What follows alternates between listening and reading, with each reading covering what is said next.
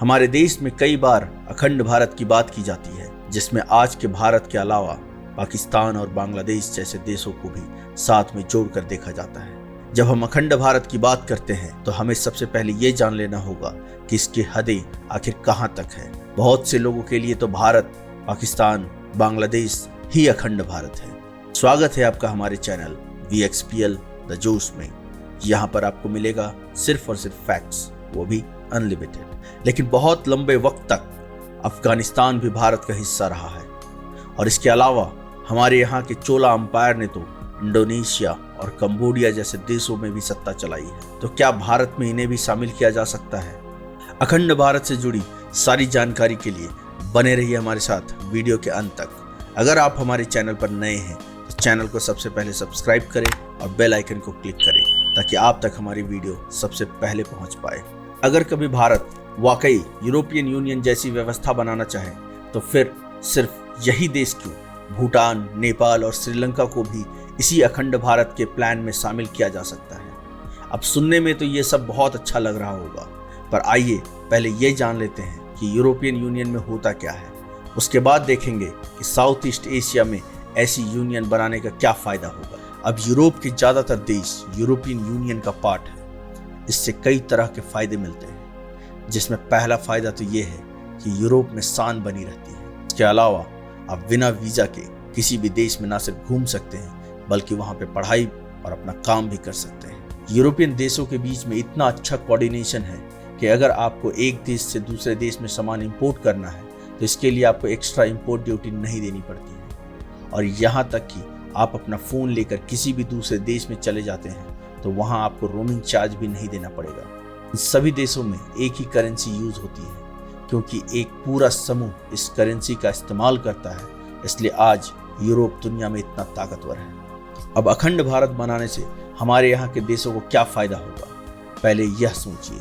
अभी अगर पाकिस्तान और भारत समेत ये सभी देश एक हो जाते हैं तो हमारी यहाँ के मिलिट्री का बजट लगभग आधा हो जाएगा, क्योंकि फिर कोई देश किसी दूसरे देश को शक की निगाह से नहीं देखेगा। न जाने भारत और पाकिस्तान ने एक दूसरे को अपनी मिलिट्री पावर दिखाने के लिए कितने लाखों करोड़ों रुपए खर्च कर दिए। जब यह खर्च कम होगा तो इन्हीं पैसों से देश में डेवलपमेंट का काम किया जा सकेगा। सभी साउथ ईस्ट एशियन कंट्री के संबंध चीन से उतने अच्छे नहीं हैं। चीन को एक थ्रेट समझा जाता है। 7 से 8 देशों पर चीन ने पूरी तरह से कब्जा किया हुआ है, लेकिन क्योंकि ये छोटे देश हैं इसलिए चीन के खिलाफ कोई बड़ी कार्रवाई नहीं किया जा सकता।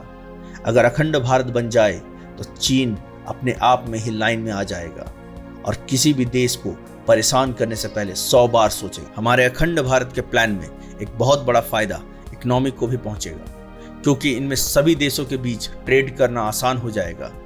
इससे हमारी शिपिंग भी कम होगी और इंपोर्ट एक्सपोर्ट ड्यूटी पर भी पैसा बचेगा, जिससे यहाँ पर चीजें और भी सस्ती हो जाएगी। अखंड भारत होने से एक देश से दूसरे देश भी जाना बहुत आसान हो जाएगा।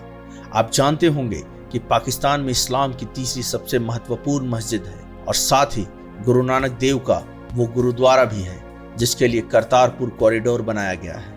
अगर भारत के लोग बिना वीज़ा वहाँ जा पाएं और वहाँ के लोग दिल्ली या कोलकाता आसानी से आ पाएं तो सोचिए क्या वो ज़बरदस्त माहौल होगा। सिर्फ इतना ही नहीं, लोगों के पास यह ऑप्शन भी होगा कि वो किसी भी देश में जाकर पढ़ाई कर सकते हैं या फिर अपना बिजनेस एस्टैब्लिश कर सकते हैं। यह प्लान तो बहुत अच्छा है, लेकिन बस हमें ये ध्यान देना होगा कि क्या ऐसा कुछ हो पाएगा या नहीं, क्योंकि हमारे पास समस्या भी बहुत ज़्यादा है। जो भी लोग अखंड भारत की बात करते हैं वो माने या ना माने, यह एक रास्ता है जिससे वो अपना अखंड भारत के सपनों को साकार कर सकते हैं, क्योंकि वो वक्त नहीं है जब आप सेना के दम पे किसी देश पर हमला करके उसे अपना हिस्सा बना सकते। भारतीय महाद्वीप की ज्योग्राफिकल लोकेशन भी ऐसी है कि उसे एक ही देश होना चाहिए था, लेकिन ये हमारी बदकिस्मती है कि अंग्रेज हमारा बंटवारा करके चले गए। लेकिन आज हमारे हाथ में ये है कि हम पुराने इतिहास को भूलकर नई दिशा की ओर आगे बढ़ सकें। आपको क्या लगता है, क्या हमें भी यूरोपियन यूनियन के तर्ज पर अखंड भारत के लिए प्रयास करना चाहिए? अपनी राय हमें कमेंट करके जरूर बताइए। अगर आपको वीडियो अच्छा लगा हो तो वीडियो को लाइक करना, शेयर करना और चैनल को सब्सक्राइब करना ना भूलें। आज के लिए बस इतना ही। बने रहिए हमारे साथ, फिर मिलेंगे अगली वीडियो में कुछ नई जानकारी के साथ। तब तक के लिए धन्यवाद।